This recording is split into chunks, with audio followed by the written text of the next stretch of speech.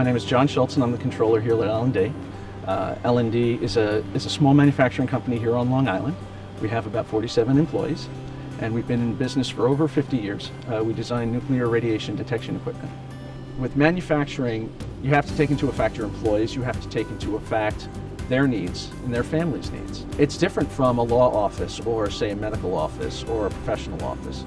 Their needs are different, both within manufacturing on the job with regards to safety and healthcare, and with their families. That was the basis of us getting into our original PEO arrangement. However, we also realized that there wasn't a low rate. We came in at a low rate, but they didn't stay at a low rate, and that was somewhat bothersome to me. By concentrating on a PEO group that gave us more of a small business partnership, we felt much better connected. We felt that there was a much better partnership there, and that would not have been possible without the work that PEO Spectrum had done to understand our business needs and connect us with the right group.